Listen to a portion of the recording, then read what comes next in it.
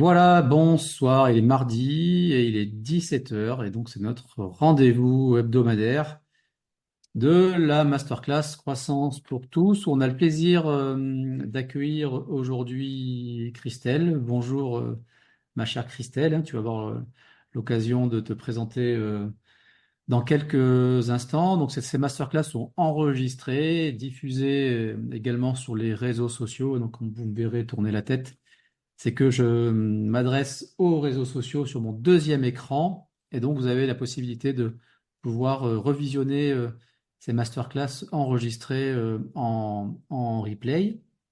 Donc aujourd'hui, on va traiter d'un sujet qui me tient particulièrement à cœur. On en parlait avec Christelle quand on a préparé cette intervention sur comment gérer son niveau d'énergie, forcément quand on est entrepreneur, à savoir gérer son temps et être en énergie, c'est quand même deux biens parmi les plus précieux que l'on a à notre disposition pour mener à bien nos affaires. Donc, Christelle, je suis très très content d'animer cette masterclass en ta compagnie. Bonjour.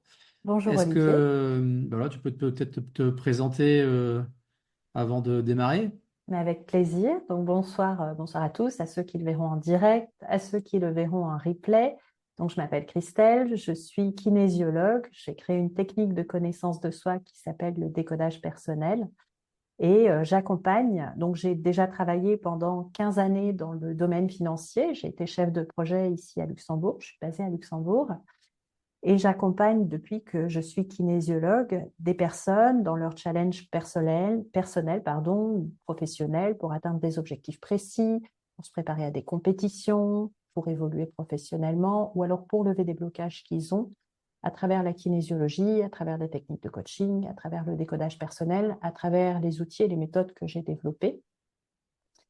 Et justement, ce revirement de carrière, on va dire, fait suite notamment à un burn-out que j'ai eu en 2018 où j'ai été trop loin, j'ai pas respecté justement mon niveau d'énergie, j'ai cramé les batteries et eh bien, c'est suite à un travail personnel que j'ai fait sur moi que j'ai progressivement décidé de changer de vie. Plutôt, je me suis rendu compte que c'était une évidence, sachant que j'avais déjà entamé les formations bien avant et que tout ce que je vais vous partager en fait ce soir provient d'une grande partie de mon vécu, mais surtout aussi des accompagnements que je fais depuis que je suis kinésiologue à temps plein. Voilà, voilà. Quand on a des accidents comme ça, entre guillemets, dans la vie, c'est souvent des révélateurs et puis c'est ce qui peut derrière. Après, j'ai une devise, hein, le meilleur est toujours à venir. Donc parfois, la transition peut se faire dans la douleur. Mais en tout cas, ce qui est du coup, on compte sur toi, Christelle, dans cette masterclass pour nous donner des clés et justement faire en sorte qu'on évite de tirer un peu trop sur la ficelle et d'arriver dans des états parfois émotionnels qui peuvent être un peu compliqués. En tant qu'entrepreneur, être en énergie, ben on va dire que c'est une des clés, si ce n'est la clé pour pouvoir mener à bien tous nos projets, et qui sont nombreux. Et parfois, c'est compliqué parce qu'on a tellement envie de bien faire, on est tellement animé par une soif d'avancer. Et puis, ben, on a le reste qui a du mal à suivre. Et la machine, il faut l'entretenir, on n'en a qu'une. Tout à fait. Et du coup, je trouvais avec Laurent, que je salue d'ailleurs, qui est à l'autre coin du monde en ce moment. Bonjour, mon cher Laurent. Donc, je trouvais intéressant, voilà, qu'on puisse avoir ce petit temps de partage ensemble pour que tu puisses nous partager quelques clés avec ton expérience et ton expertise sur, ben, du coup, comment on fait, Christelle, pour rester en énergie longtemps, en tout cas, pour comment gérer au mieux ces temps forts, ces temps faibles, et faire en sorte ben, qu'on puisse, bonjour Michel, voilà, mener à bien nos projets dans les meilleures conditions. Eh ben, je vais vous partager tout ça. Alors, juste préambule, donc quand je tourne la tête, c'est que je regarde mon deuxième écran, je vous le redis. Vous pouvez poser vos questions. Alors, il y a plusieurs façons de poser vos questions. Alors, ceux qui sont sur les réseaux sociaux, vous pouvez bien évidemment vous poser les questions sur les réseaux et puis moi, je les relayerai à Christelle. Et puis ceux qui vont nous regarder en replay, je parle avec ton autorisation, Christelle, mais si vous avez des questions, n'hésitez pas à entrer en contact sur LinkedIn principalement, soit à m'envoyer directement des questions, Olivier Alossio, ou sinon directement à Christelle. Nous sommes tous les deux actifs sur les plateformes. Donc, tous ceux qui vont regarder cette masterclass en replay, et on sait qu'on a beaucoup de personnes qui nous regardent en différé. Franchement, si vous avez des questions, des commentaires ou des remarques à faire, sentez-vous libre de nous envoyer un MP, hein, tout simplement, à Christelle, et on se fera un plaisir de revenir vers vous. Voilà, ceci Absolument. étant dit, ma chère Christelle, je te cède la parole. Eh bien, c'est parti. Alors, je vais partager mon écran. Dites-moi juste si c'est OK pour vous au niveau de l'écran. Je vais passer en Et plein écran. Est-ce on que est tout le monde bon, le voit? C'est on parfait. est bon. Donc, on va parler de comment gérer son niveau d'énergie dans une vie à 100 à l'heure. Et je vais commencer en vous racontant une histoire. Je me lève, il est 6h30. Ça fait 3 fois que mon réveil sonne. Mince. Là, je peux plus différer. Je suis obligée de me lever. Je prends ma douche, je saute dans mes vêtements, je réveille mes enfants. Eux aussi, ils n'ont pas très envie de se réveiller ce matin. Je prends quelques minutes pour discuter avec eux, les aider à s'habiller. Bon, allez, maintenant tout le monde au petit déjeuner. Moi, je prends juste le temps d'avaler un café. Je charge la voiture. Allez hop, tout le monde en voiture, sinon on va être en retard à l'école. Je les dépose devant l'école. Ouf, juste à temps. Ça fait pas 1 heure que je suis levée, j'ai déjà l'impression d'avoir couru un marathon. Je remonte dans ma voiture, direction le bureau. Je travaille dans un espace de coworking, je m'installe. Ah, il y a déjà des personnes qui viennent discuter avec moi. Bon, allez, je prends quelques minutes pour discuter. Qu'est-ce qui se passe pour vous au programme aujourd'hui? Moi, j'ai prévu de terminer ce dossier sur lequel je travaille. Je dois absolument l'envoyer à un client ce soir. C'est ma deadline aujourd'hui. Je ne peux plus reporter. Avant de m'y mettre, je prends un café. Allez, c'est parti. Je me plonge dans le dossier. Pas très longtemps. 1 heure plus tard, j'ai déjà un coup de fil. Qu'est-ce que je fais? Je reste concentrée sur mon dossier. Je travaillais bien, j'étais impliquée, je me sentais bien concentrée. Ou alors je prends une pause et je décroche. Comme j'ai bien travaillé, je décide de décrocher.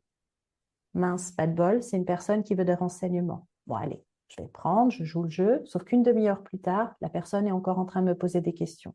Je prétexte un rendez-vous pour raccrocher. Il est déjà 11h30. J'essaye de me replonger dans mon dossier, mais j'y arrive plus. Ma concentration n'est plus du tout là. Bon, c'est pas grave. Il reste une demi-heure avant la pause déjeuner. J'ai prévu d'aller déjeuner avec des amis, ça me fait du bien. Je regarde machinalement mon téléphone, je regarde mes emails, je traîne à droite à gauche. Je me rends à mon déjeuner.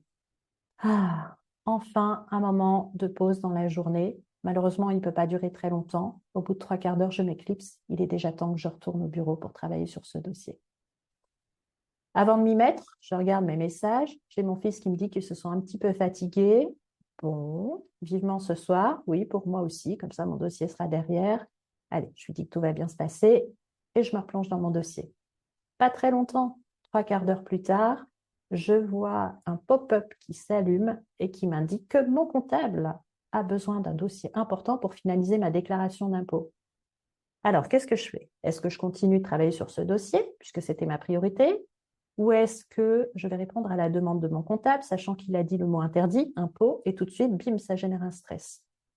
Je décide de gérer la demande du comptable et de rechercher le document qu'il a besoin pour me retirer ça de l'esprit. Finalement, je me prends au jeu. 1 heure et demie plus tard, j'y suis toujours. Finalement, j'ai récupéré toutes les pièces. Ça m'a pris beaucoup plus de temps que prévu. Tant que j'y suis, j'appelle mon comptable. Je m'assure avec lui que ça correspond à ce qu'il veut et qu'il peut attendre demain pour que je lui envoie tous les documents. C'est OK, tout est en ordre de ce côté. Bon, tout ça a généré beaucoup de stress. J'ai besoin d'un café, mais cette fois-ci, je ne prends plus la pause. Je le prends directement devant mon dossier et je me rassois. C'est parti. Je replonge dans mon dossier. Encore une fois, pas très longtemps. Une demi-heure après, coup de fil de l'école. C'est mon fils qui est malade, l'infirmière qui m'appelle, qui me dit qu'il fait de la fièvre, il va falloir le rechercher plus tôt. Ah, c'est vraiment pas le jour, hein. Vraiment, j'ai pas de chance aujourd'hui. Bon, mon mari n'est pas dispo, ou ma femme n'est pas dispo non plus. J'appelle les grands-parents. Par chance, ils sont disponibles, ils peuvent aller le rechercher. Ça nous demande un petit peu de réorganisation, mais bon, c'est OK. Tout est en ordre de ce côté. Je replonge dans mon dossier, il est 16h30, je dois partir dans 1 heure. Et là, je sens une vague de stress. Je suis productive comme jamais, mais par contre, je me sens pas très bien. Je prends même pas le temps de relire. À 17h30, j'envoie tout. J'ai fait de mon mieux, mais ça aurait pu être mieux. Tant pis, c'est géré, je suis passée de l'autre côté. Je remonte en voiture, retour chez les grands-parents, je récupère mon fils. Ah, effectivement, il est dans un sale état. Comment on va gérer ça demain? C'est pas grave, on verra. On rentre à la maison, je le couche, je lui donne une douche, je le couche plutôt. Et puis, une fois que c'est géré, j'appelle un médecin pour avoir un rendez-vous assez tôt. Par chance, le médecin arrive à m'avoir un rendez-vous pour demain 7h30. Ça me demandera de me lever un petit peu plus tôt, mais au moins ce sera géré. J'aurai un diagnostic sur ce qu'il a et on saura comment s'organiser. J'appelle l'école pour informer que mon fils sera absent demain et que je leur donnerai un petit peu plus d'informations demain quand on aura vu le médecin. Mon fils ou ma femme rentre avec ma fille. On se met sur les devoirs. En parallèle, on range la maison, on prépare le repas, on discute de ce qu'on doit faire au niveau des travaux. Ah oui, j'ai oublié de dire, on fait des travaux aussi dans la maison et le carrelage qu'on voulait commander est en rupture de stock, il va falloir changer d'avis. Bon, ça va pas améliorer notre état de stress. Enfin, tout le monde passe à table, un petit moment de pause, on peut commencer à se raconter la journée. Qu'est-ce qui s'est passé pour toi aujourd'hui, ma petite chérie? Qu'est-ce que tu as fait, toi, mon chéri, aujourd'hui au boulot? Et toi, ma chérie, comment ça s'est passé? Je raconte mon dossier. C'était un peu la course. Finalement, j'ai géré. Je suis encore un petit peu stressée, mais bon, tout ça, c'est derrière. Pas très longtemps, de toute manière, parce que notre fille doit aller au lit. Une fois que tous les enfants sont couchés, on peut avoir une vraie pause. On se pose tous les deux sur le canapé, on se raconte encore deux, trois choses. Bon, ce carrelage, on se décide ce week-end, on se décide maintenant, on décide de le faire ce week-end, on aura un petit peu plus de temps et surtout l'esprit beaucoup plus libre. On regarde notre série Netflix préférée. Hop, 23 heures, il est déjà temps d'aller au lit. Je suis complètement KO. J'ai l'impression d'avoir couru le marathon, mais la bonne fatigue en moi. Mon cerveau, lui, n'a pas décidé de dormir maintenant. Il repense à ce dossier, la demande du comptable. J'ai oublié de prendre un document. Il ne faut pas que j'oublie de répondre aussi à cet email que j'ai vu d'un client qui demande encore une nouvelle proposition. 1 heure et demie à ruminer avant d'enfin trouver le sommeil. Il est plus de minuit quand je m'endors. Alors j'ai une question. Est-ce que ça vous parle de vivre des journées comme celle-ci? Ça m'a fatigué. Ouais, hein. Rien que de l'entendre, C'est ça ça. génère déjà des Déjà, émotions. exactement. Oui, c'est du vécu, Ah forcément. ouais. Ah oui, oui, c'est du Surtout vécu. quand on est entrepreneur ou suivant les métiers qu'on fait, forcément. Mais oui, c'est du vécu. Tout à fait. C'est du vécu et justement, j'aimerais savoir un petit peu plus quel est le rythme de votre vie. Est-ce que vous êtes dans un rythme 1 ou finalement vous êtes dans une course effrénée? Vous avez à peine le temps de vous impliquer dans ce que vous faites, vous survolez. Vous aimeriez passer plus de temps, mais vous n'arrivez pas ni à trouver l'énergie, ni même parfois à avoir un agenda qui vous permet d'avoir plus de temps pour le faire. Vos pauses déjeuner, c'est des pauses où parfois vous avez à peine le temps de vous poser, parfois même la pause déjeuner n'existe pas, et vous arrivez à la fin de votre journée, vous êtes rincé. Ça, c'est le rythme 1. Votre rythme de vie numéro 2, est-ce qu'il est plutôt comme celui-ci? Alors, là, vous avez le temps. Vous avez le temps de bien faire ce que vous avez à faire et parfois même c'est limite trop long. Et le rythme numéro 3, c'est celui-ci. Vous êtes dans un rythme où vous avez des moments où vous êtes actif et vous faites ce que vous avez besoin de faire ou envie de faire sur le moment. C'est des moments productifs. Et puis, vous avez des moments où vous vous ressourcez.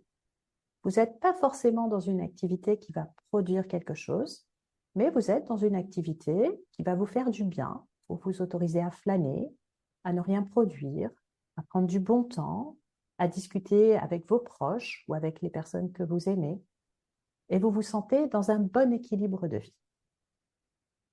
Alors, j'aimerais savoir dans quel rythme de vie déjà vous vous retrouvez.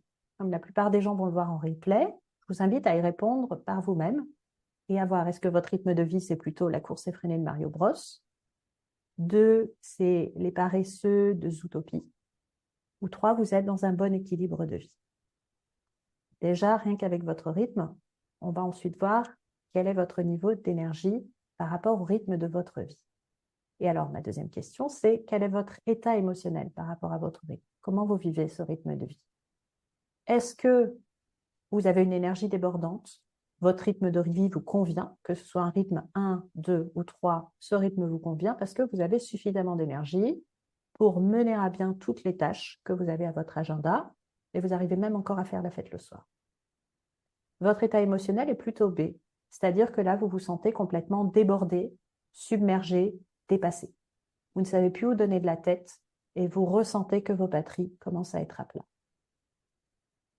Votre état émotionnel C, c'est un état où, au contraire, vous vous ennuyez. Vous avez de l'énergie, vous aimeriez faire des choses qui vous intéressent, qui vous passionnent, mais soit ce que vous faites ne vous intéresse pas ou ne vous passionne pas, soit vous n'avez pas assez d'activités ou pas assez de challenge ou pas assez d'éléments qui vous donnent envie de vous dépasser et de vous investir et de donner de l'énergie dans ce que vous faites. Le dernier état, l'état D, c'est vous êtes plutôt mitigé. Vous avez des phases de vie où vous sentez que vous avez une bonne énergie, des bons challenges et vous vous sentez en adéquation entre le stimulus extérieur que vous avez, votre to-do list et les niveaux d'énergie que vous êtes prêt à donner pour aller attaquer cette to-do list. Et vous avez des moments où vous vous sentez soit submergé, soit vous vous ennuyez. Donc là, encore une fois, je vais vous inviter à trouver l'état émotionnel dans lequel vous vous sentez le plus par rapport à votre rythme de vie. Ma troisième question va concerner votre agenda. J'aimerais savoir comment est votre agenda. Dans la première option, votre agenda, c'est un jeu de Tetris. Ce n'est pas tout à fait bien fait. Donc, vous avez des gros blocs avec des activités dédiées dans lesquelles vous vous focalisez à 100%, avec des espaces de pause entre chaque activité où vous pouvez soit faire quelque chose qui n'était pas au programme et justement utiliser ce temps libre pour faire quelque chose qui arrive en dernière minute, soit décider de faire une pause, quelque chose qui n'est pas forcément directement productif et qui vous permet finalement d'avoir un bon équilibre entre des moments d'activité et des moments de pause. Ou alors votre agenda, il est plutôt comme ça. Vous avez des activités qui s'enchevêtrent les unes dans les autres, pas de pause. D'ailleurs, quand je dis qu'ils s'enchevêtrent, c'est que parfois vous avez même des zones d'overlap entre une activité et la suivante, ce qui vous donne le sentiment d'être toujours en retard, d'être toujours à la bourre, de toujours courir, et vous n'avez aucun moment pour vous ressourcer, pour vous régénérer. Là encore, par rapport à votre agenda, je vais vous inviter à trouver la réponse par vous-même. Tout ça me mène à vous expliquer comment fonctionne votre corps par rapport à votre niveau d'énergie. Donc, votre corps, en fait, il a un système de batterie interne. On va faire l'analogie avec le téléphone, que j'ai là en plus. On ne le voit pas. Donc, votre système de batterie interne, il est très simple. C'est que vous avez la capacité soit de recharger vos batteries et de vous régénérer, de vous ressourcer. C'est l'équivalent de, je ne l'ai pas là, mais de quand vous rechargez votre téléphone sur la prise secteur. À chaque fois que je vais parler de régénération, de ressourcement, je vais utiliser ce logo. Là, vous êtes en phase de ressourcement. Soit vous êtes dans une phase où vous allez puiser dans ce réservoir d'énergie. C'est l'équivalent de je lance une application sur mon téléphone et à chaque fois que je vais parler de puiser dans votre réservoir d'énergie, je vais utiliser ce logo, petit bonhomme qui court. La différence entre notre système de batterie interne et notre mode d'action de ressourcement et le téléphone, c'est que votre téléphone, vous pouvez le brancher et vous pouvez en même temps lancer des applications. Dans votre système de batterie interne, vous ne pouvez pas faire les deux en même temps et vous allez comprendre après pourquoi. Donc, vous pouvez soit être dans l'action, ce qui va faire que vous allez puiser dans votre réservoir d'énergie, soit être dans un ressourcement. Les deux en parallèle, c'est très difficile à faire. Très rares sont les personnes qui peuvent le faire. Et alors, tout ça est géré au niveau du corps par ce qu'on appelle le système nerveux autonome. Donc, le système nerveux autonome, à la différence du système nerveux central, c'est un système qui va permettre de gérer dans notre corps tout ce qui est automatique. Par exemple, automatique et inconscient, c'est-à-dire par exemple la respiration, la digestion, tous ces aspects-là de notre corps. Et ce système nerveux autonome, il va également gérer ce système de batterie interne du corps pour dire est-ce que je puise dans mon réservoir de batterie ou est-ce qu'au contraire, je suis dans une phase où je me régénère. Et alors, comment ça se passe? C'est géré par deux aspects du système nerveux qui s'appellent, quand on puise dans notre réservoir de batterie, le système nerveux orthosympathique. Donc, quand je puise dans mon réservoir de batterie, je suis en train de répondre à un stimulus extérieur qu'on appelle de manière générique le stress. Le stress n'est pas forcément quelque chose qui vise à vous mettre mal émotionnellement. C'est en fait un stimulus qui provient de l'extérieur par rapport auquel vous devez vous repositionner pour apporter une réponse. C'est-à-dire que ce n'est pas vous qui choisissez d'agir, vous réagissez en fonction d'un stimulus extérieur. Et tout ça s'accompagne de tout un tas de changements au niveau du corps pour répondre à ce stimulus extérieur. Je ne vais pas vous lister tous les impacts qu'il y a au niveau du corps, je vais juste vous lister les principaux pour que vous compreniez bien. Donc, dans un premier temps, c'est une accélération de vos rythmes, notamment le rythme cardiaque et le rythme respiratoire. Pourquoi? Parce que vous allez, en inspirant, inspirer plus d'oxygène. L'inspiration, elle va être plutôt au niveau supérieur des poumons. Elle va être plus rapide, donc plus de fréquence respiratoire et plus focalisée sur tout ce qui est inspiration plutôt qu'expiration. Donc ça va faire rentrer plus d'oxygène dans votre corps et vous avez une accélération du rythme cardiaque, donc le cœur qui bat plus vite pour envoyer par l'intermédiaire du sang cet oxygène plus rapidement au niveau de vos muscles. Et d'ailleurs, vous allez avoir une contraction musculaire. Vous avez une contraction musculaire, pourquoi? Parce qu'à la base, le stress, c'est fait soit pour bondir, soit pour agir, soit pour fuir, soit pour vous défendre, soit pour affronter. Et donc, vous avez cette contraction musculaire pour être prêt à répondre à la demande extérieure, qui n'est plus forcément une demande telle qu'on va la vivre aujourd'hui, mais archaïquement, le cerveau, pour lui, un stress, c'est une demande, j'ai deux options, soit je fuis, soit j'attaque. Une troisième option qui est je suis tétanisé, mais on va juste comprendre que pour la contraction musculaire, c'est soit je fuis, soit j'attaque. Et donc, le corps se prépare. Et tout ça va être accompagné de la production de certaines hormones qui sont des hormones liées au stress, qui sont pour les principales, l'adrénaline, le cortisol, etc. Donc, quand votre système orthosympathique est activé, ça veut dire que vous avez eu un stimulus extérieur. Votre système nerveux va dire stimulus égale je dois répondre. J'active le système nerveux orthosympathique qui va actionner et mettre en action le corps pour pouvoir répondre à cette demande et être dans l'action. Le système de régénération, lui, c'est une autre partie du système nerveux autonome qui s'appelle le système nerveux parasympathique. Donc, quand j'active le système nerveux orthosympathique, je lance une application sur mon téléphone. Quand j'active le système nerveux parasympathique, je déconnecte toutes les applications, je me branche sur les secteurs, je laisse mon téléphone tranquille le temps qu'il se recharge. Et alors, à ce moment-là, ce qui va se passer dans le corps, c'est que toutes les fonctions qui ont été activées vont être inversées. C'est pour ça qu'en fait, on ne peut pas activer les deux en même temps parce que ça va être l'inverse. Donc, concrètement, l'inverse, ça veut dire quoi? Ça veut dire que je vais avoir un ralentissement de mes rythmes, du rythme respiratoire, du rythme cardiaque. Donc, le cœur qui ralentit, qui bat plus lentement. Et puis, vous avez une respiration qui va être plus profonde, plus lente, qui va prendre l'entièreté des poumons et qui va être principalement active sur le souffle, sur les expirations plutôt que sur l'inspiration. Vous allez avoir une faiblesse au niveau de votre tonicité musculaire. C'est pour ça que quand, par exemple, vous venez de donner un dossier, de livrer un dossier à un client, un dossier important, ça vous a mis en stress, activation du système nerveux orthosympathique pour répondre à cette demande. Une fois que c'est terminé, vous avez une petite phase de mou qui commence après et qui va durer en général quelques jours. Ben là, en fait, vous êtes en phase de régénération. Ce n'est pas la peine d'aborder un autre dossier important que vous avez besoin de récupérer à ce moment-là. Et alors, au niveau hormonal, vous avez d'autres hormones qui sont produites, qui sont des hormones de réparation, de ressourcement, de récupération. Vous avez la sérotonine qui va développer la sérénité, vous avez l'ocytocine, vous avez l'endorphine, etc. Tout ça dépend des activités que vous allez faire pour vous ressourcer. Et donc, il est évident que vous pouvez soit activer l'un, soit activer l'autre. Vous ne pouvez pas activer les deux en même temps. Et ça, c'est le fonctionnement naturel du corps. Et alors, comment le corps fait savoir à quel point il doit puiser dans ses batteries? Eh bien, tout ça, c'est une estimation qui est faite en permanence. Et cette estimation, elle est faite par votre mental. Ça veut dire que votre mental fait une estimation permanente du niveau de batterie que vous avez, du niveau de ressources dont vous disposez, qui n'est pas seulement un niveau d'énergie, mais qui est aussi un niveau de à quel point je me sens capable, à quel point j'ai confiance en moi, à quel point je sens que j'ai les compétences pour faire face à une demande, et de l'énergie nécessaire pour la demande qui arrive. Donc, dans une phase équilibrée, c'est par exemple, j'ai 80% de batterie, et là, j'ai une demande qui arrive, qui va me prendre 30% de batterie.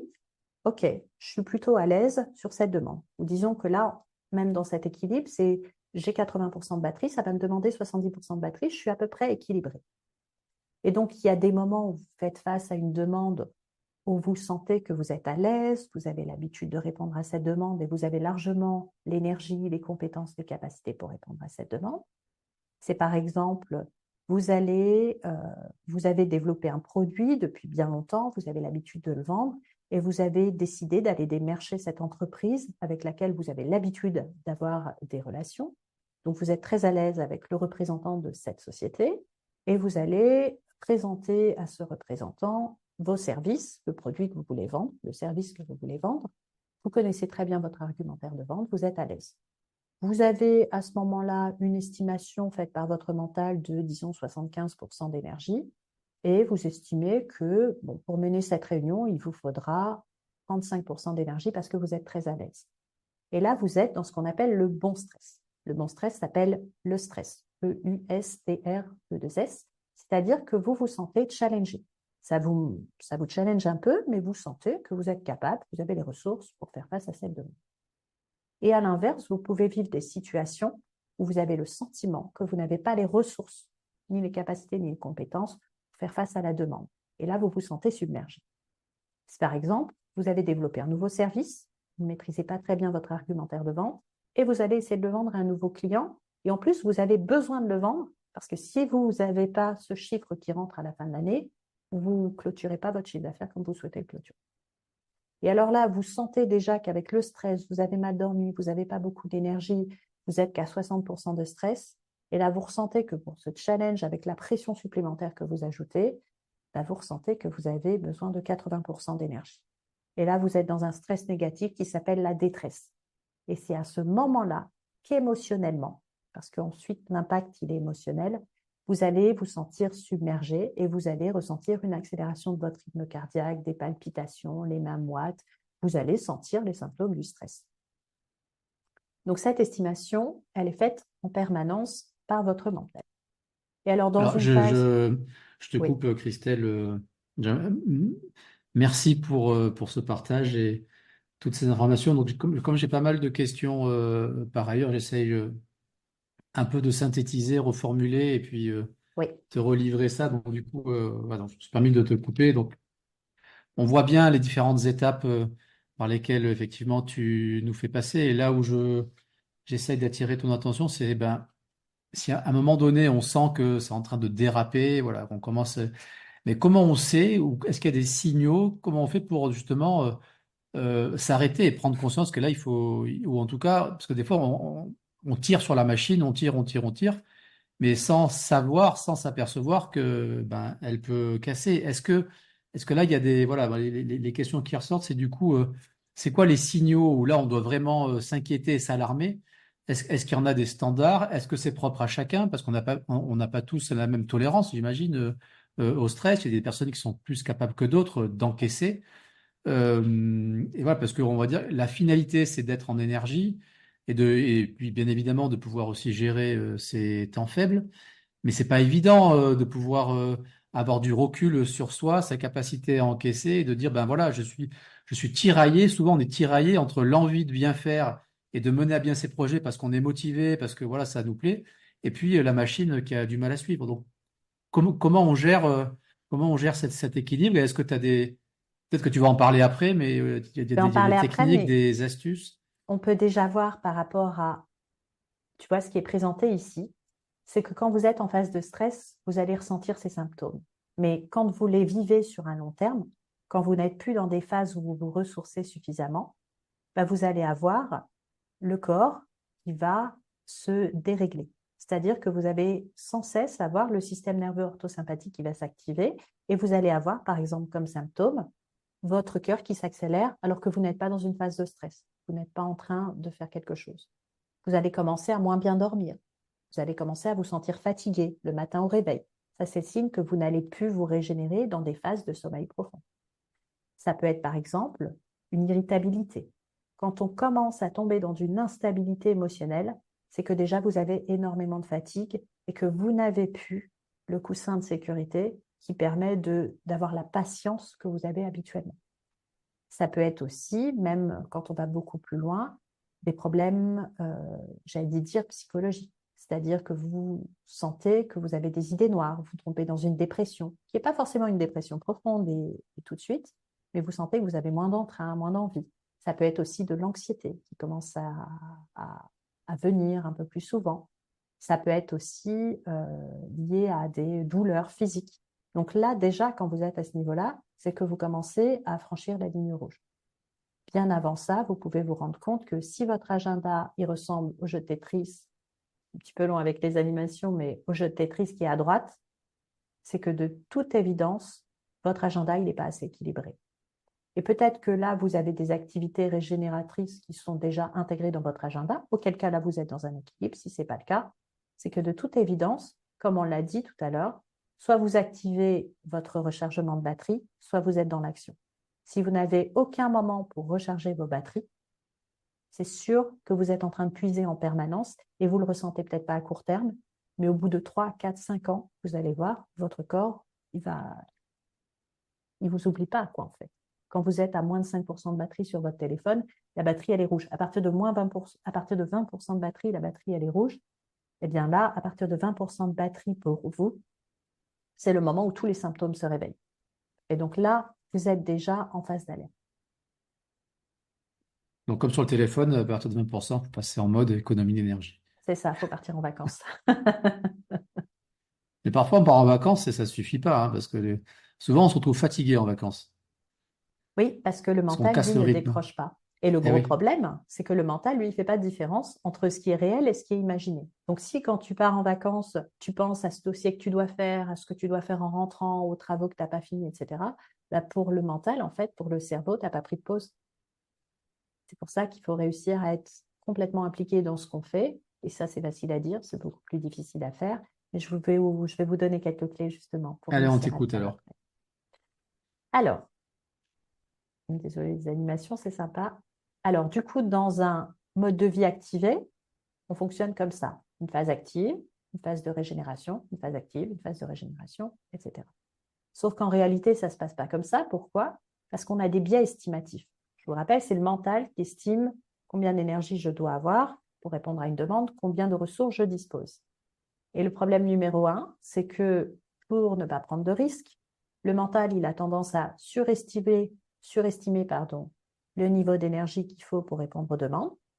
Donc, si par exemple, la demande de ce nouveau client, elle représente en général 60% d'énergie, eh bien, votre mental, il va estimer que vous avez besoin de 85% d'énergie. On voit large, comme ça, on ne prend pas de risque. Le problème, c'est qu'il fait aussi l'inverse au niveau des ressources. Donc, il va sous-estimer le niveau de vos ressources. Donc, peut-être que vous avez, allez, 80% de ressources actuellement, mais vous êtes tellement en stress que votre mental va dire, allez, j'ai que 60% de ressources, comme ça, je ne me trompe pas. Sauf que cette estimation biaisée, elle vous donne le sentiment d'être submergé. Et c'est votre état émotionnel qui déclenche le mal-être derrière. Donc, le premier biais, c'est un biais estimatif du mental qui surestime le niveau d'énergie requis par rapport à une sous-estimation du niveau de ressources dont vous disposez. Le deuxième biais, c'est que plus vous gérez d'activités en parallèle, que vous gérez concrètement, ou que vous y pensiez pendant que vous êtes en train de faire autre chose, pour le mental, c'est la même chose, et plus ce biais de surestimation de l'énergie nécessaire va être accentué. Si vous gériez indépendamment et les uns après les autres chacune des tâches, alors vous seriez en mesure, émotionnellement et réellement, de mener chaque tâche les unes après les autres. Mais quand vous pensez à d'autres tâches et que vous êtes pollué par ces pensées incessantes de je dois faire ci, je dois penser à ça, en parallèle de ce que vous faites, bah vous submergez votre cerveau et alors là, la surestimation, elle est encore accrue. Et le troisième problème, c'est que ça, malheureusement, c'est nos modes de vie. Le métro, boulot, dodo, le rythme on court, on a 4 ou 5 projets en parallèle, puis tout le monde est stressé et on banalise le stress et c'est normal. Et bien ça, malheureusement, c'est devenu une habitude. Et pourtant, ce stress moderne est très récent. Notre corps n'a pas été fait pour vivre ce genre de stress moderne. Ce qu'il faut comprendre, c'est qu'à chaque fois que vous vivez un stress, même juste une demande d'un client que vous connaissez déjà, demande extérieure, réaction égale je génère un stress à l'intérieur, la seule analogie que votre corps est capable de faire, votre cerveau reptilien est capable de faire par rapport à ce niveau de stress, c'est vous vous retrouvez dans la nature face à un animal, soit vous le tuez, c'est vous qui le mangez, soit c'est lui qui vous tue et vous servez de repas. C'est exactement la même chose pour votre cerveau, parce qu'il n'a pas d'autre analogie possible. Donc, on n'a pas un mode de fonctionnement qui est habitué à un stress permanent, récurrent, d'un niveau moyen où on ne va pas risquer notre vie en tout cas, où c'est très rare, votre cerveau, lui, il va estimer le niveau de stress en fonction d'un stress où votre vie en dépend. Donc, à chaque fois que vous activez de votre système nerveux orthosympathique, à chaque fois, c'est pas comme si vous lanciez une petite application de juste d'échange de messages sur votre téléphone. À chaque fois, vous lancez un YouTube. Ça prend de la data, ça prend des ressources et vous ne pouvez pas tenir longtemps sur ce rythme. Donc, heureusement, il y a des solutions. Je voulais juste vous montrer ce que représente une journée par rapport au modèle précédent. Donc, j'ai repris sur la gauche ici, sur cet axe, le nombre de points d'énergie consommés. J'y suis allée très simplement. Et en bas, le temps de la journée. Et je vous ai repris tout le déroulement de la journée qu'on a vu initialement. Excellent. Donc, à chaque fois que je fais une activité qui va activer mon système nerveux autonome, je considère un point d'énergie consommée, sans pondérer. Il y a une vraie pondération, hein, mais bon, on n'est pas Bien sûr. entre scientifiques. Et à chaque fois que je fais une activité qui me ressource, je considère un point vers le bas, comme si je me ressourçais en batterie. À la fin de la journée, ça donne ça. À quoi ça vous fait penser quand vous voyez ce graphique? La bourse. On ne me l'avait jamais faite. Le Bitcoin. Ouais, voilà, le Bitcoin. Bon, c'est moins sympa que le Bitcoin quand c'est moi, en Hein? fait. Oui, les montagnes russes. Voilà. En fait, vous avez, dans cet exemple que j'ai pris initialement d'une journée, vous avez autant de moments qui vous prennent en énergie que de moments qui vous ressourcent en énergie. Sauf qu'en fait, les moments qui prennent de votre énergie sont plus longs, durent plus longtemps et sont accumulés les uns après les autres, en fait. C'est une succession d'activités qui prennent en énergie et vous avez des tout petits moments de ressourcement et ces moments aussi petits ne vous permettent pas de vous ressourcer totalement. Ça veut dire que vous avez l'orthosympathique qui est activé, parasympathique, mais là en un point, il n'a plus le temps de s'enclencher directement parce qu'il ne s'enclenche pas instantanément. Hein. Il faut un petit peu de temps avant que le parasympathique s'active. Le corps ne le fait pas pour rien. Et hop, vous avez à nouveau une demande qui arrive, le corps qui peut se régénérer, une autre demande qui arrive. Et en fait, si vous avez des tout petits moments de pause qui ne sont pas vraiment des pauses, eh ben, à force, vous déséquilibrez votre système nerveux autonome. Et quand vous déséquilibrez votre système nerveux autonome, c'est comme si vous ne pouviez plus, la prise secteur ne fonctionne pas. Vous ne pouvez plus recharger votre téléphone. Et qu'est-ce qui se passe quand vous ne pouvez plus recharger votre téléphone? À un moment donné, vous n'avez plus de batterie, vous ne pouvez plus rien faire, écran noir. Et ça, c'est le burn-out. Donc, heureusement, il y a des solutions. Et c'est ce qu'on va aborder maintenant. Est-ce qu'il y a peut-être des questions? Non, c'est très clair pour l'instant. Je te coupe hein, si j'ai des questions. Alors, on va voir quelles sont les solutions pour gérer mon niveau d'énergie. Donc, juste pour comprendre, votre niveau d'énergie, il est à l'image d'un cycle. On peut faire beaucoup d'analogies, mais j'ai fait l'analogie avec le cycle d'Hudson, qui est un cycle qui est traditionnellement utilisé pour de la gestion de projet, que ce soit quand on peut créer une entreprise ou alors pour faire face à un changement. Donc, ce cycle d'Hudson, il est à l'image des saisons. Vous avez 4 saisons. Vous avez le printemps. Le printemps, c'est un moment où vous êtes dans une phase où vous n'avez pas encore beaucoup d'énergie, mais vous êtes dans une phase positive, vous avez des idées, vous avez envie de vous lancer. Donc là, vous commencez à activer votre système nerveux orthosympathique, à l'épuiser dans votre réservoir de batterie, vous avez beaucoup d'énergie, vous commencez à réussir à vous concentrer. Vous arrivez sur l'été, vous êtes dans une phase où vous êtes en plein épanouissement, beaucoup d'énergie, beaucoup de positivité. Là, vous produisez à fond, vous êtes concentré, totalement impliqué, totalement focalisé dans vos tâches. Et puis arrive l'automne. L'automne, vous avez encore beaucoup d'énergie, mais vous commencez émotionnellement à en avoir un petit peu marre. Donc là, c'est, vous savez, la phase où vous commencez à devoir lire 3 fois une phrase pour comprendre ce que ça veut dire, ou alors avoir envie de regarder votre téléphone plutôt que de rester concentré sur ce que vous faites. Donc là, c'est la phase où vous commencez où il faut en tout cas commencer à lever le pied, commencer à vous régénérer pour arriver à l'hiver, la dernière phase, qui est la phase au cours de laquelle vous n'avez plus d'énergie, vous n'avez plus de motivation, plus de capacité de concentration et de focalisation. Et ça veut dire que du coup, vous avez une bonne capacité de régénération à ce moment-là. Et donc, notre énergie, elle est à l'image de ce cycle. Ça veut dire qu'il y a des phases où on peut être dans l'action et on peut profiter de ce plein d'énergie pour être dans l'action. Et vous avez des moments où vous avez moins d'énergie, et bien ces moments-là, il faut en profiter, ou en tout cas, on peut en profiter pour se régénérer et pour se ressourcer. Vous n'avez pas une énergie à 100% en permanence. Votre téléphone n'a pas d'énergie à 100% en permanence. Vous avez des phases où vous avez de l'énergie et des phases où vous avez moins d'énergie. Et donc, l'idée, ça va être de comprendre que ça, c'est le fonctionnement de votre corps, c'est le fonctionnement de la nature, c'est le fonctionnement de tout ce qui existe, en fait, tout ce qui est vivant sur Terre, mais c'est aussi le fonctionnement de votre cerveau et plus précisément de vos neurones. Vous avez un livre en anglais qui s'appelle The Power of Done State, qui explique que, en fait, donc il y a une étude qui a été faite sur des personnes quand elles étaient actives et quand elles étaient en phase où elles dormaient. En fait, ce qui a été mis en évidence, c'est que donc on imagine que le cerveau, c'est un orchestre. Chaque neurone est une personne qui joue d'un instrument de musique. Et pendant les phases actives, la journée, chacun joue sa partition, ils discutent entre eux, et puis ça donne une belle cacophonie. Mais dans les phases de sommeil, et plus précisément les phases de sommeil profond, il se passe quelque chose de très, très intéressant et de très étonnant, c'est que vos neurones vont commencer à agir à l'unisson. Et ce qui se passe, c'est que pendant une demi-seconde, ils vont émettre une note, la même pour tous, au même moment. Et la demi-seconde qui suit, il y a un silence total.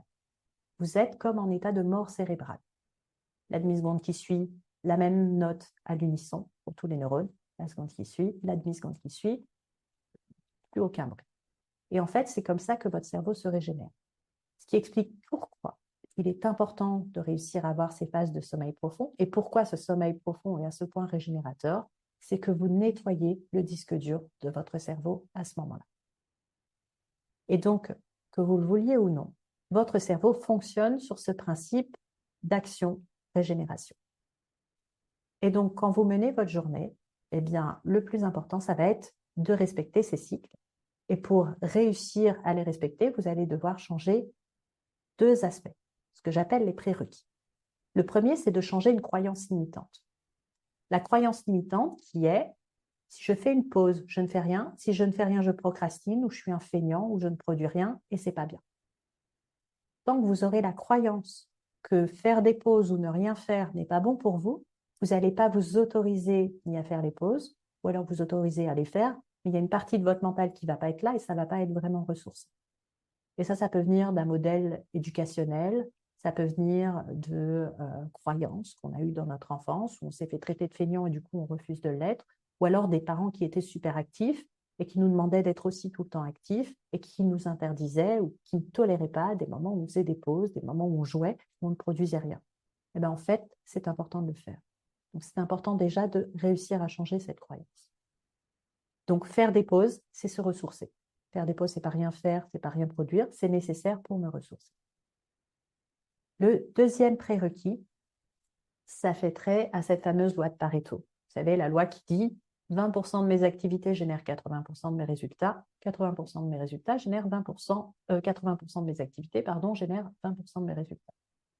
Quand on est à son compte, quand on est indépendant, quand on sait pourquoi on fait ce projet et comment on va le faire et qu'on est la meilleure personne pour le faire parce qu'on a la personne qui a pensé, on a du mal à ne pas tout faire et on a tendance à se surcharger naturellement de travail.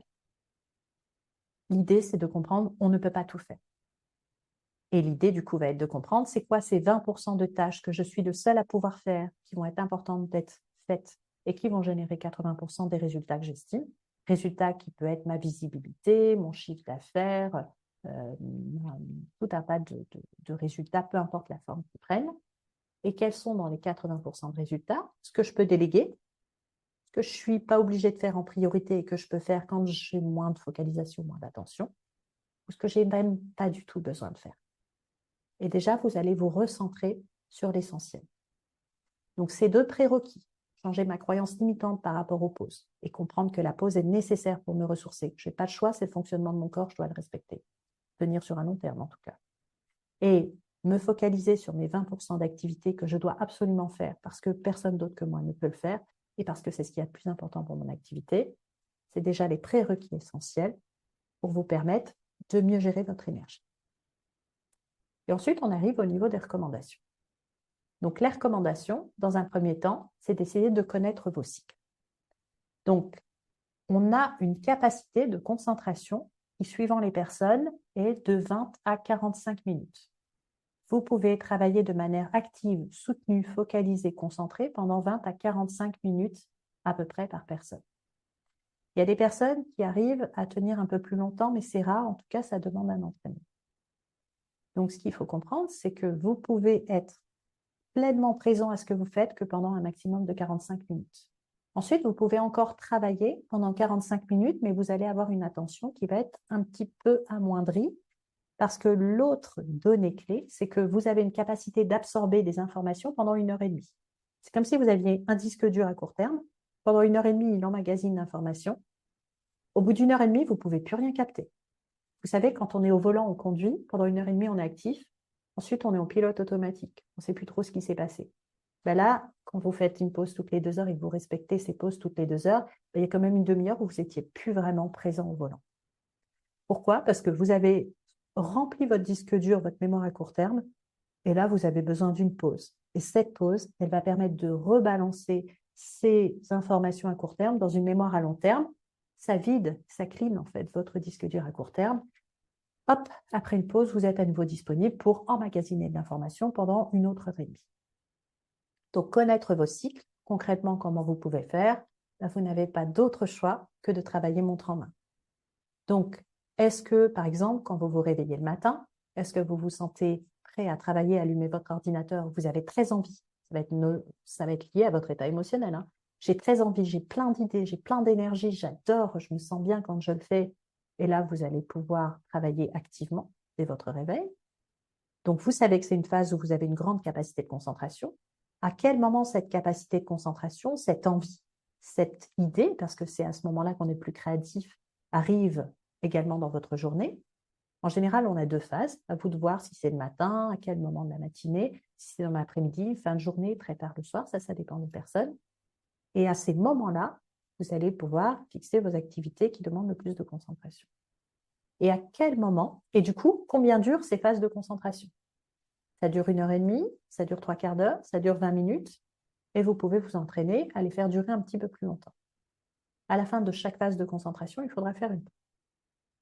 Et à quel moment est-ce que vous avez des phases où vous n'êtes plus capable de penser, vous avez besoin de lire trop souvent pour comprendre ce qui est écrit, vous n'aimez pas trop faire des activités créatives ou qui demandent de réfléchir, vous êtes plus dans un mode opérationnel où là, je peux faire du rangement ou je peux faire autre chose que travailler, typiquement.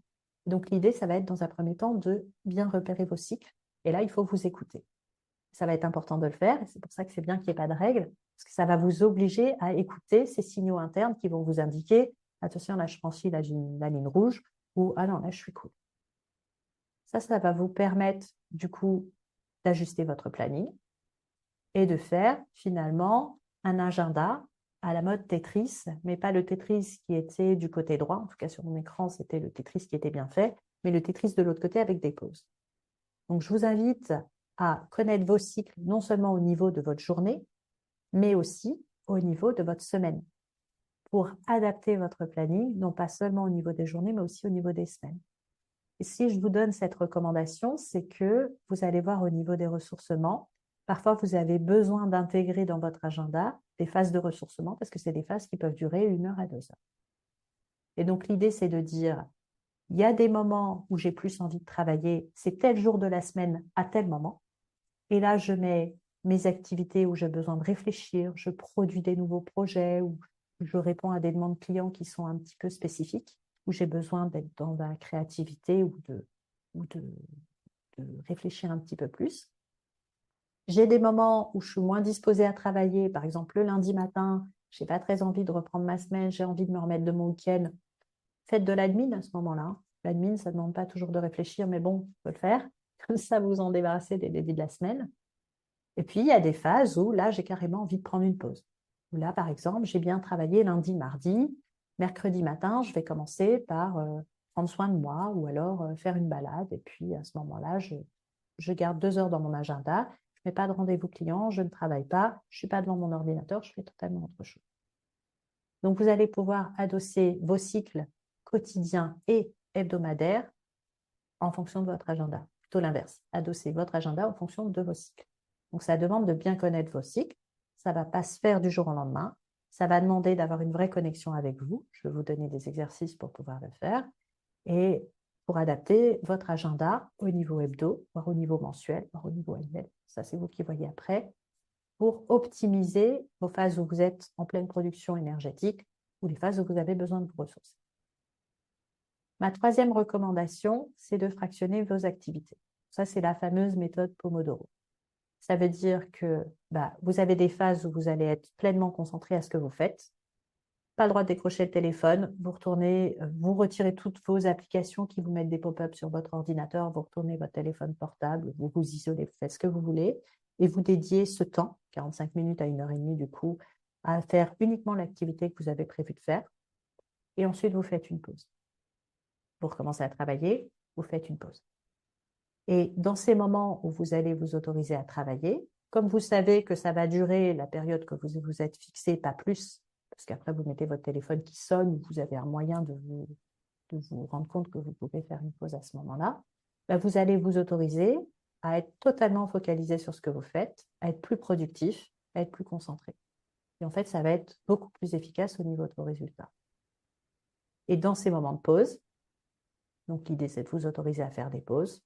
Alors la pause, c'est pas rester assis devant son ordinateur et surfer sur Internet ou surfer sur les réseaux sociaux. Parce que ça, je ne sais pas si vous vous en êtes rendu compte, ça ne ressource pas, ça vide, hein. Ça fait tout l'inverse. Ben ça, c'est clair. Tu passes un quart Là, d'heure sur le fil des réseaux sociaux, tu c'est ressors de mort. là, tu es lessivé. Ça t'a absorbé ton cerveau. C'est Donc le là, problème des l'idée, jeunes, d'ailleurs. ah ouais, Les ouais, ouais, pauvres. tout à fait. Ils sont victimes, hein. Tout à fait, ouais, ouais, mais on peut vite tomber dedans, hein, en fait, quand on se fait happer. Donc là, l'idée, c'est si vous avez l'habitude d'avoir une activité statique devant un ordinateur, faut bouger, faut se lever. Vous allez descendre prendre votre thé, votre café, discuter avec des gens qui sont autour de vous.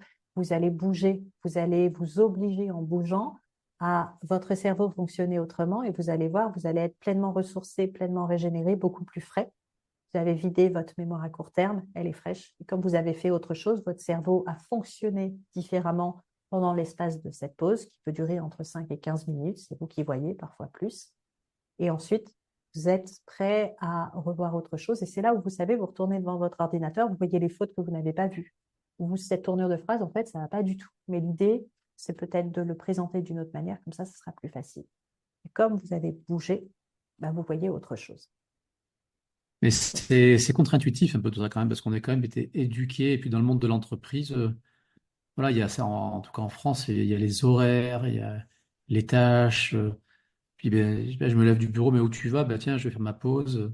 Oui, On te tout à regarde avec fait. les yeux comme ça. C'est... Tout à fait. Mais en même temps, pour le coup, hyper efficace. Moi, mon bureau il est au deuxième étage. Et voilà, je fractionne, je descends, je sors du bureau, je fais le tour de la place et je remonte. Ah ben c'est très bien, tu vois. Mais oui, c'est un peu contre-intuitif. C'est contre-intuitif. C'est pour ça que le prérequis, c'est de changer sa croyance limitante.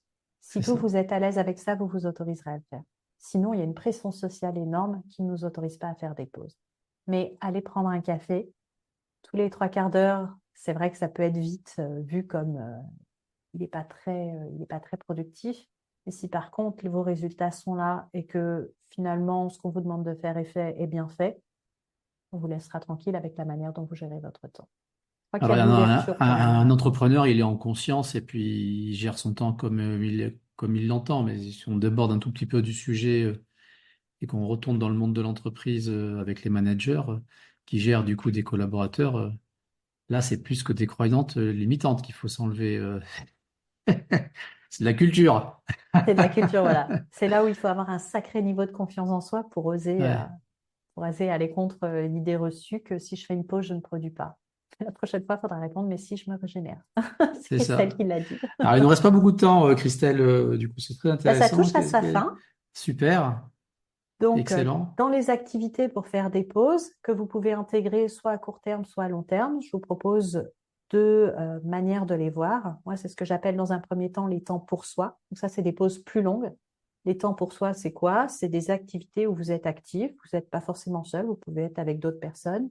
L'idée, c'est de faire une activité qui vous fait du bien, qui vous ressource, qui vous fait plaisir à vous, sans faire plaisir à personne d'autre, mais sans faire du mal non plus aux autres. C'est C'est ça. quoi, par exemple? C'est faire du sport, rencontrer des amis, parler avec eux, faire du jardinage, se promener, aller dans la nature, faire une activité artistique. Là, ma recommandation, c'est de le faire 3 fois par semaine. Si vous arrivez à caler ça dans votre agenda 3 fois par semaine, le week-end comprend la semaine, hein. Alors là, je vais Tu pourras suivre appeler ma le femme papier. et pour lui expliquer, Christelle, s'il te plaît, que le temps Je pour vais lui soi, c'est dire. important. Je vais lui dire. Parce que les hommes, vous Parce avez que moi, elle ne me ce... croit pas, elle me croit pas. C'est comme les managers. Les hommes, vous avez tendance à garder ça, que nous, les femmes, on se sent obligés. Mais honnêtement, en tant que femme, je peux dire qu'on s'oblige, mais qu'on n'est pas obligé de s'obliger à être à 100% là, présent, toujours à la maison pour les enfants. On a le droit aussi de prendre des pauses. Donc ça, c'est le temps pour ça, 3 fois par semaine. Idéalement, minimum Il faut que 4 heures. je te coupe parce que là, j'ai Michel qui nous a mis un petit commentaire. Et donc, Michel il travaille dans le bien-être, il vend du matériel médical et il me dit, le Et pire, c'est que je propose des appareils pour que les personnes fassent une pause et je brûle mon énergie à essayer de les vendre. Je me permets la petite Michel. C'est toujours très fin, au top. écoute, Michel, j'espère que cette conférence te donnera beaucoup d'idées pour réussir à intégrer des moments de pause qui vont te ressourcer. Et alors, les deuxièmes temps, c'est des temps que vous pouvez mettre un peu plus facilement, qui peuvent prendre beaucoup moins de temps, c'est des temps avec soi. Donc Ouais, là, on avec ça. n'est plus sur l'extérieur, on est plutôt enfermé sur son intérieur. C'est là où on développe cette connexion avec nos ressentis. Votre état émotionnel vous donne tout un tas d'indications par rapport à comment vous vous sentez. C'est la manière qu'a votre corps de communiquer avec votre conscient, votre état émotionnel. Donc là, ça peut être dormir, lire un livre, faire des respirations, faire des activités comme des puzzles, vous voyez, où vous êtes beaucoup plus statique, vous pensez moins. Et là, vous êtes dans un temps de méditation avec vous-même. La méditation en fait aussi partie. Et en dernière ressource, je vous donne la fameuse respiration que tout le monde connaît maintenant, la cohérence cardiaque. Pourquoi je vous donne la cohérence cardiaque? Parce que la cohérence cardiaque, vous la pratiquez 3 à 5 minutes, elle vous régénère pendant 6 heures, sauf si vous Ça, avez un c'est stress incroyable, d'ici là. ça. Ouais, ça c'est C'est fou, vraiment mais moi, incroyable. c'est du vécu, hein. Ça, c'est ouf. Et quand on pratique la cohérence cardiaque, on se rend compte qu'on est beaucoup plus concentré, beaucoup plus focalisé. On a un niveau de lucidité qui est accru quand on retourne après dans nos activités. Comme si on prenait les choses avec beaucoup plus de distance, c'est ça la lucidité. Au lieu d'être le nez dans le guidon et de ne plus voir ce qui se passe autour avec de recul, puis avoir la vue globale, quand vous pratiquez la cohérence cardiaque, vous voyez les choses avec de la hauteur. Et donc, vous voyez que si vous arrivez là, vous devez prendre cette embranchure-là parce que ça va vous mener ici, c'est là où vous voulez aller. Et si vous êtes ici, vous n'êtes pas capable d'avoir cette vision. Donc, vous prenez 5 minutes pour vous régénérer. Ça active le système nerveux parasympathique, celui qui recharge vos batteries. Pendant 6 heures, vous faites matin, midi et soir. 3 à 5 minutes, ça suffit. Vous avez énormément de vidéos sur YouTube qui vous donnent un son sonore différent pour inspirer 5 secondes, souffler 5 secondes, inspirer 5 secondes, souffler 5 secondes, et pour pouvoir bénéficier de l'effet régénérateur de la cohérence cardiaque. Et ça, on peut le Alors, pratiquer n'importe quand dans la journée. vous pouvez le pratiquer n'importe quand. Vous pouvez le faire assis, debout, allongé comme vous préférez, yeux ouverts, yeux fermés comme vous préférez. Ça marche mieux aux yeux fermés parce que quand vous fermez les yeux, les ondes émises par votre cerveau sont des ondes alpha. Quand vous êtes actif, c'est plutôt des ondes bêta. Et donc, ondes alpha, vous êtes déjà dans des fréquences beaucoup plus basses et donc vous êtes déjà dans un état de régénération un peu plus avancé. Et l'idée, c'est de respirer aussi par le nez parce que l'organe qui est fait pour respirer, c'est vraiment le nez. Ça marche aussi par la bouche, mais c'est beaucoup plus efficace par le nez. Ça va aller activer d'autres zones du cerveau et ça va activer le processus de régénération. Donc, vous inspirez 5 secondes, vous soufflez 5 secondes par le nez. Vous pouvez le faire où vous voulez. Moi, je le fais même quand je suis au volant, quand je dois amener mes enfants à leur activité sportive. Je le fais au volant. Il y a les enfants qui crient derrière et puis toi, tu fais ta cohérence cardiaque devant. Je leur dis avant. C'est des phases où, en général, ils ne crient pas. Des fois, ils le pratiquent même avec moi. D'ailleurs, si vous avez des enfants qui ont du mal à s'endormir le soir, je vous invite à pratiquer la Ah, cohérence excellent. cardiaque. Alors, 5 secondes, c'est peut-être difficile pour des tout petits poumons, mais 3 secondes à 4 secondes, je vous assure, ils vont s'endormir en moins de 5 minutes. C'est fou l'état de régénération que ça apporte. Et alors là, vous êtes tranquille pendant au moins 6 heures. Donc ça, c'est facile à insérer 3 à 5 minutes plus facilement dans votre journée. Même devant votre ordinateur, vous pouvez le faire sans que ça soit. Bah, je vous propose, je vous mets au défi d'aller, pour ceux qui découvrent la cohérence cardiaque, de la mettre en pratique pendant un mois et puis derrière, vous ferez un retour à Christelle, vous verrez, c'est assez bluffant les résultats. Ouais, je serais vraiment ravie d'avoir votre retour. Personnellement, la cohérence cardiaque, ça a changé énormément de choses. Et je sais qu'on a beaucoup de rituels qu'on nous demande d'insérer, mais l'idée, c'est de dire par rapport à cette cohérence cardiaque que vous pratiquez ou pas, ces temps pour soi ou ces temps avec soi, qu'est-ce que vous faites déjà qui correspond à ces temps-là? Et du coup, vous savez que vous avez déjà des zones de ressourcement, soit dans votre semaine, soit dans votre journée, et que c'est important de les garder pour recharger vos batteries. Bon, bah super. Alors, je réponds en même temps à Michel. Je t'envoie un mail, Michel, parce que là, je dois enchaîner à 18h. Je t'envoie un mail. Christelle, un grand merci pour Avec ton temps. plaisir. C'était vraiment, puis je sais pas, tu as une voix qui est très douce, qui est très apaisante. Tu nous Oh, embarques. Donc, j'ai beaucoup apprécié ce temps ensemble. J'espère que vous aussi, qui allez nous regarder en replay, vous allez prendre autant de plaisir qu'on en a pris avec toi, Christelle. Tu as partagé des clés très concrètes. Et donc, écoute, j'ai hâte de les mettre en pratique. Et puis, la semaine prochaine, on vous retrouve sur un tout autre sujet, puisqu'on va parler acquisition client et notamment Google Ads, publicité sur Internet, qui reste encore à ce jour le meilleur moyen d'acquérir de nouveaux clients et qui est souvent sous-utilisé, où il y a aussi beaucoup d'idées reçues, de croyances par rapport à ces sujets. La publicité sur Internet, c'est en libre service, c'est ouvert à tous et ça reste encore à ce jour le meilleur moyen pour capter de la nouvelle clientèle rapidement. Et avec donc Laurent, on vous partagera les dernières techniques puisque ce sont des plateformes qui ont beaucoup évolué avec l'intelligence artificielle. Et donc, on partagera avec vous les dernières techniques pour littéralement propulser votre entreprise tout en haut de Google en moins de 48 heures. On vous montrera tout ça, on vous partagera tout ça la semaine prochaine. Christelle, encore un grand merci. Je vous souhaite une très bonne soirée. Puis pour ceux qui nous regardent en replay, bonne continuation. Et là aussi, n'hésitez pas à revenir vers nous en MP si vous avez des questions, des commentaires ou des remarques. À bientôt, Christelle. merci beaucoup, À Olivier. Merci bientôt. à tous. Super.